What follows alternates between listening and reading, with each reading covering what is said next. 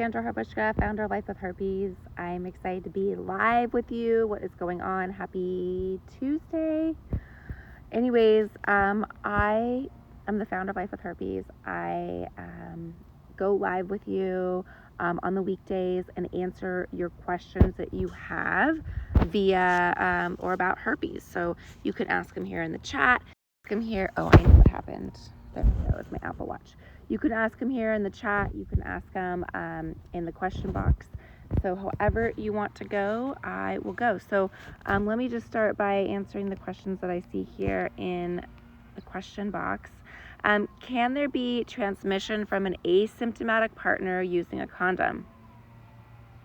Yep, absolutely. Unfortunately, 70% of transmissions occur without an outbreak. So most people, we have this myth or this thought or this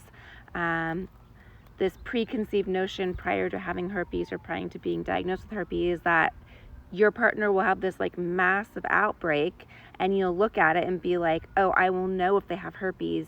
Gross. There's no way I would have sex with somebody that has that going on, right? This is a thought I had. I'm sure this is a thought that you guys had on some form or some shape or some level. So unfortunately, we cannot tell if somebody has herpes. There's no like look or sign or anything like that. A lot of outbreaks are so mild or so small that you may not even notice it. For me, for example, my outbreaks are little paper cuts. You would never see a paper cut on somebody's body, especially if you're getting hot and heavy. So yes, here's the thing about condoms. Condoms only protect you between 30 and 50% of the time. So why is that? Why is there room for error with that? Well, let's face it, we don't always use the condom correctly. When we say correctly, we mean putting it on in the beginning, putting it on, using it the entire time. So that's number one. Number two, the condom doesn't always cover every area. So there's a lot of body parts, a lot of skin that is exposed that we just assumed like, oh, you only have STD transmission through like the penis genitalia and like the vaginal canal. Well, there's a lot of other skin involved. So the person could be infected other locations. I'll use myself for example. My herpes outbreaks would not be covered where the condom is. I get them around my anal opening and I get them on my tailbone. So my husband and I do not have anal sex, so there's other skin to skin areas that can come in to play even if there was a condom being used, right? So yeah, back to your initial question, can there be transmission from an asymptomatic partner using a condom? Yes. Yes, yes, yes. What about your hands? So yeah, you could have, it's called herpetic whitlow. It's when you get herpes on your hands. There's not that much out there on it. I don't know statistics. I don't know data. I don't know really anything on it, that much about it. I guess there's just not that much out it, especially being sexually transmitted. But yeah, I mean, if you have like little cuts and things on your hand and the person has an outbreak or is shedding, you could potentially come in contact with it that way. Sorry, my voice is like super low. I don't know what happened. I don't know. I sound like I was sleeping or like I'm sick, but I'm not. Well, I wasn't sleeping, so I don't know why. Okay. As a dude, how do you get your female partner pregnant without infecting her? So I would say if you're at the point of ready to have a baby, herpes is going to be really low on your totem pole. If it's really a concern and you want to do everything you possibly can to prevent transmission to your partner, I would take the antiviral. The antiviral is going to be the best way to reduce transmission to a partner. It lowers the transmission rate by 48%. So it makes it pretty low, and it really protects your partner from getting it. So I would say if you want to, have a baby, whichever side you're on, female or male, I guess the antiviral will be the best way. Yeah. But from those of us that are parents that have herpes, I would say that's the least of your worries when it comes to being a parent, is like, oh my gosh, did I give herpes to my partner? But great question. I do get that one a lot because I went through IVF, which is in vitro fertilization. So Clinton was conceived in a petri dish outside of me. That was not because I have herpes. It had nothing to do with having herpes. It was because Bill and I were having a hard time getting pregnant. It has nothing to do with herpes. Another thing to consider. All right. Oops. Let's see what other questions we have. Can HSV1 be transmitted?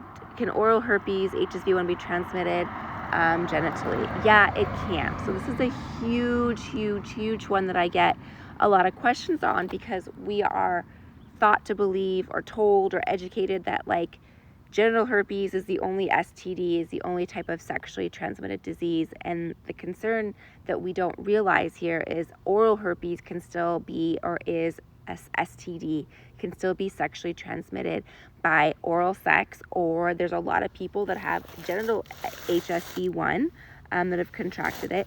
And, oh, mosquito. Oh, I got it. That have contracted it. And now they have genital HSV1, and now genital HSV1 will be transmitted genitally to another partner or orally through oral sex again. So it goes back and forth, it interchains, it goes, switcheroo, however, whatever area you give it an opportunity to go to, it's gonna go there, right? So that's a big misconception. I have the good herpes, I have the bad herpes. Oh, you have that, you have it down there. Oh, right, I have the good herpes. No, there's no good, there's no bad. There's a lot of stereotypes about this, thinking that there's good and bad herpes. There's not. It's the same. HSV is HSV is HSV. There's HSV1, which is typically most commonly thought of as oral herpes, and HSV2, which is typically most commonly thought of genital herpes, but they go back and forth. They have the same symptoms, they have the same signs, they do the same thing. It's the same thing. Can a genital herpes sore continuously pop up in the same exact location? Yeah, in fact, they commonly do. They commonly like to pick the same location. So your body is just going to kind of pick like the weakest spot, and it's going to continue to go back to that same location, more or less. It's going to stay in that same thing. It can kind of travel over time. I'll use myself as an example. I now am getting them on my tailbone. I never got them on my tailbone. It's kind of like crawling up my tailbone. That's just kind of where it's gone to now. You're having an outbreak every month or month and a half. I just discovered that I have herpes 5 months ago. Is it normal to have an outbreak so often? Yeah, especially if it's brand new in your system. So this herpes virus is trying to learn how to cope, how to live. It's trying to take over your immune system. Your immune system is like, hey, what do I need to do to get you dormant, to get you not having outbreaks, to get you from replicating? So your immune system is learning to fight it. It's very common for the first 6 months to a year, for you to have a lot of outbreaks, frequent outbreaks, back-to-back outbreaks. There's other times in your life, like currently right now, I'm going through a period where I've been having a lot of outbreaks. I do have a lot going on in my life right now. I have a lot of extra stress, so that's why that's happening. There could be some lifestyle things that are going on right now that you may not be aware of that could be triggering it. It could be diet. You could be consuming something specifically that's causing an outbreak. A lot of times, nuts, peanuts, coconut, chocolate, alcohol, sugar. Also, I have a lot of bugs here. All these things that are like really yummy, a lot of times can cause outbreaks. So you might want to look and see and go like, gosh, am I consuming something daily that's high in arginine, or that is like on the like trigger list? So, and I have a long list of foods that can cause outbreaks. It's free if you go to lifewithherpes.com and subscribe to the email newsletter. It's like a 12-page list. I go on and on about, like herpes outbreaks and herpes 101 and what I wish I had known when I was first diagnosed. So it's like a pamphlet you can download. I highly recommend it. There's a lot going on there, with a long list of foods that are good or not. I don't want to say not good, but foods that can potentially cause outbreaks. So I would also say if you are on the antiviral, talk to your doctor, because if you're on the antiviral, you shouldn't be getting outbreaks back to back. The antiviral does a really good job of preventing outbreak, does a really good job of keeping the herpes virus dormant. And so if you are getting them back to back, then potentially you need to switch, antivirals. So there's Valtrex, valcyclovir, I know my voice is so low. Valtrex, valcyclovir, and acyclovir are the types of antivirals that, sometimes one might work better than the other just based on our chemistry. I know my voice is so low. I'm in Arizona right now and it's so dry. I don't know what's going on. I've just been running low. We've been going to weddings, bars.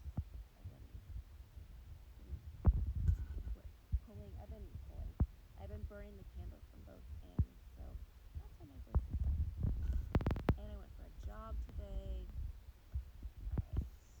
What else, guys? What other questions do you have? Let me just talk a little bit about lysine and arginine. Lysine is an essential amino acid. It's a protein. Same with arginine. They're both essential amino acids. They're very important for our overall health, for our well-being, for our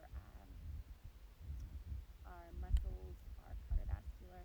The thing with lysine is the herpes virus does not like lysine. In fact, it suffocates it. It prevents the replication of the herpes virus, which is what we want. Herpes virus is not replicating. We're not getting outbreaks. On the contrary, on the reverse side, arginine is like lighter fluid to the herpes virus. It is absolutely, herpes virus loves it. It helps it breed.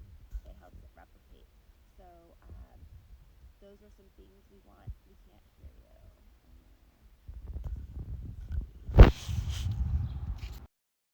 Here, let me do this.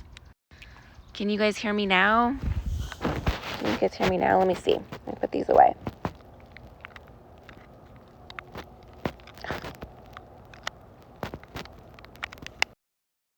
Okay. Can you guys hear me? Okay, cool. So when the virus is so with lysine and arginine, you might just want to look at some foods that are higher in lysine. Foods that are higher in lysine are dairy, any dairy product, eggs, protein, vegetables, fruits, things that are high in potatoes. Things that are high in arginine are also fruits, are also vegetables, but they have ratios, and so you might want to look up if there's like a specific thing you're eating a lot of and you're like, whoa, does it have a lot of arginine or lysine? It may or may not, so you can look it up. Like I said, I do have a really long list of it. All right, guys, I thank you. I appreciate you as well. Thank you. Feel free to keep asking your questions. I will answer them, and I'll see you soon in the next live. All right, have a great day. I'm going to go get some water for my throat. Clearly, this is like a hot mess. Okay, bye, guys.